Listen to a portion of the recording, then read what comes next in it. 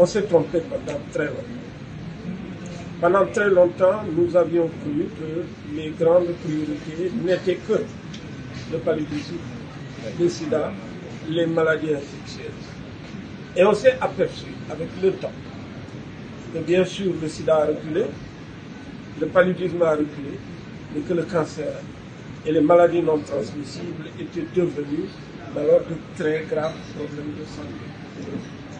Malheureusement, nous avions pris un peu de retard dans la lutte contre ces maladies non transmissibles, surtout contre le cancer et les maladies cardiovasculaires.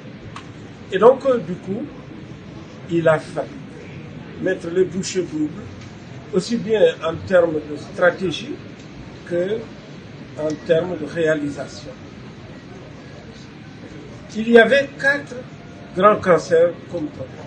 Le col, en tête d'après le sein, en deuxième position, en troisième position le foie et en quatrième position le cancer de la prostate. Et on s'est aperçu que le cancer de la prostate est devenu le premier cancer chez l'homme. Mais parmi tous ces cancers, il y en a un qui est spécial. Il s'appelle le cancer du col de l'utérus. Heureusement, c'est le seul cancer au monde qu'on pourrait éradiquer. Parce qu'on connaît le coupable. En quoi faisant? Le coupable, il s'appelle papillomavirus. C'est plus de 200 virus qui proviennent d'une infection génitale et qui peuvent progresser en 20-25 ans, donner des lésions précancéreuses, puis des cancers. Et à chaque fois que meurt une personne d'un cancer du col de l'utérus, c'est énormément de problèmes médicaux et économiques en même temps. 17 personnes vont être impactées par la mort d'une seule personne. Et donc, alors qu'il existe des stratégies. Ces stratégies sont nombreuses, mais on peut dire qu'on peut les simplifier. La première de ces stratégies, c'est d'abord de connaître le problème et de le monitorer et de savoir ce problème, d'où on l'a pris et où est-ce qu'on va l'amener. Donc il faut un système d'enregistrement. Le deuxième, c'est qu'il faut un programme et que les actions individuelles, les actions en pièces détachées n'ont jamais marché. Et qu'il fallait centraliser et organiser le dépistage et la prévention. Bien sûr, que derrière, il faut des ressources humaines. Mais tant que ces ressources humaines ne sont concentrées qu'entre les mains de spécialistes ou de médecins, cela ne marchera que difficile. Par contre, si au niveau de la population, on arrive à transformer le problème en un débat public, en un combat public, et qu'on arrivait à faire ce qu'on appelle des compétences transférées vers les paramédicaux, on arriverait à beaucoup de choses. Aujourd'hui, la stratégie devrait quand même impliquer 1.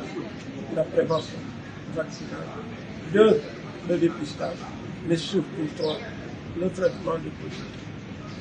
Et heureusement que nous sommes aidés en cela par beaucoup de compétences locales et étrangères. Vous voyez ce bonhomme de petite femme que vous voyez là en orange? 1989, c'était la première femme qui a eu la compétence. Et ensuite, je suis allé à Paris. Elle m'a accueilli entre 1991 et 1993 et intégré dans le groupe des papillomavirus de Paris. Et c'est ainsi que nous avons pu faire tout ce que vous voyez depuis lors jusqu'à ce jour. On a raccroché, mais on n'est pas parti. D'autres personnes sont venues au Centre international de cancérologie pour me dire nous souhaiterons ensemble, comme vous le disiez, qu'on mette ensemble une structure. Au début, la société sénégalaise de contrôle et de pathologie biopathomatique était constituée de quelques personnes. Mais regardez la salle comme elle est pleine. Regardez la salle comme elle est pleine. Allez voir ce qui se passe au niveau périphérique. Allez à la maternité de Yeumbeul et vous verrez. En 10 ans, un seul district a dépisté 111 000 femmes. Imaginez les 79 districts du Sénégal. Si chaque district avait fait la même chose, ce que ça aurait donné. Et ça nous vaut une notoriété au plan international. La Virginie nous a envoyé 6 étudiants qui ont été primés à leur retour aux États-Unis pour le travail qui a été fait à la maternité de Yeumbeul. Je crois que ceci va continuer. À la maternité de Yeumbeul, et vous verrez, en 10 ans, un seul district a dépisté 111 000 femmes. Imaginez les 79 districts du Sénégal. Si chaque district avait fait la même chose, ce que ça aurait donné. Et ça nous vaut une notoriété au plan international. La Virginie nous a envoyé 6 étudiants qui ont été primés à leur retour aux États-Unis pour le travail qui a été fait à la maternité de Yeumbeul. Je crois que ceci va continuer. Parce que, alors là, s'il vous plaît, vraiment, on est surpris de voir que le ministère de la Santé publique a commencé à entendre le message. Et le ministère de la Santé publique est en train de mettre en place. Nous n'échapperons pas à la systématisation et à l'organisation d'un programme national. Les chiffres donnent quoi exactement en termes de cancer du col de l'utérus au Sénégal? Il n'y a pas au Sénégal un registre prenant toute la population du Sénégal. Il n'y a au Sénégal que des estimations qui nous viennent du Centre international de recherche sur le cancer. Le registre est à ses débuts, enfin, il renaît, parce qu'il a été fermé en 1974. À l'époque, je n'étais même pas encore étudiant en médecine. Et donc, aujourd'hui, ce registre va revivre. Aujourd'hui, le système d'enregistrement va se faire. Aujourd'hui, ce ne sera plus que l'affaire des politiciens, des praticiens, des spécialistes. Les associations s'en sont perdues. J'avais dirigé et créé une structure qui s'appelait la LISCA, qui a été reprise par une dame avec qui j'ai fait un travail extraordinaire sur le cancer du col, en essayant de voir quels étaient les facteurs en dehors du seul papillomavirus.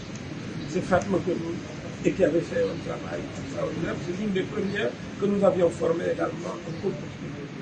Donc les chiffres, les vrais, on les a pas. On n'a que des estimations qui montrent que le cancer du col est aujourd'hui le premier cancer chez la femme. Et d'autres chiffres montrent que dans une structure de santé qui s'appelle l'Institut du cancer, le cancer du sein est le plus fréquemment rencontré. Et donc, ce n'est plus une bataille de chiffres, c'est une bataille de dire. Chez les femmes, il y a 2 cancers qui tuent les femmes. Ces 2 cancers, il est possible de faire quelque chose et faisons-le. Mais ne le faisons pas un jour, ne le faisons pas un mois, faisons-le pendant 1 an, toute l'année. Et je crois que dans le cadre d'un programme organisé, centralisé, au niveau national, au niveau district, au niveau régional, ça a été réglé. Voilà, je remercie vraiment tous les participants qui sont venus aujourd'hui et qui sont là, représentés autour de ce petit groupe. Mais je crois que nous avons beaucoup avancé sur le traitement du cancer du col.